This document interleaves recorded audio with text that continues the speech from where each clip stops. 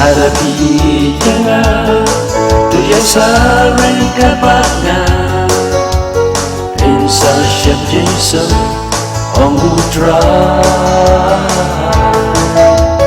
Hadapi toyanya Tersumar kiukum jangan Hati yo jin sukne kapaknya wan Omudra bakal yulay Uban yo jing im laway Day uta upapadukum kabangaan Tinjong lalay jing shisha Bagi day ban pusambha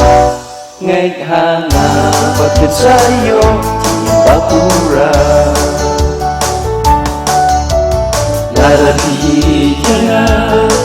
Terjadi kapaknya Insya Syekh Jason Omudra Hadapi toyanya Tersumar kiukum jangan Hati yo jing sukne kapaknya wan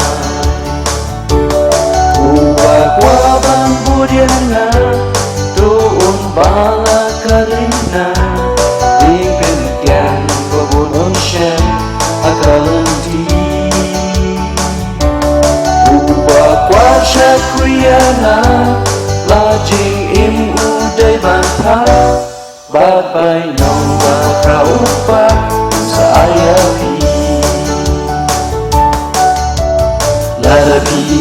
jangan Terjadi kapaknya Insya Syekh Jason Omudra Hadapi toyanya Tersumar kiukum jangan Hati yo jing sukne kapaknya wan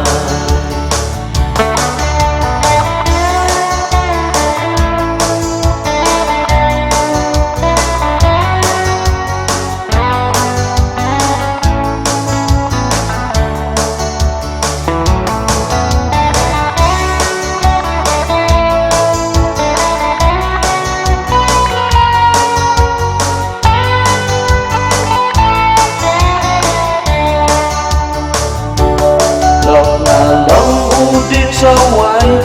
Bagi longkit na baklay Lada piyay sabatna Syurta jing in Lada pikin tayu dry Pinlong na parit baswa Jangan ublay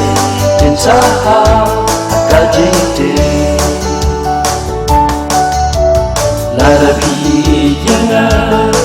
Terjadi kapaknya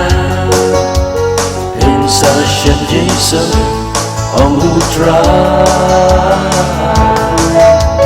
Hadapi toyanya Tersumar kiukum jangan Hati yo jing sukne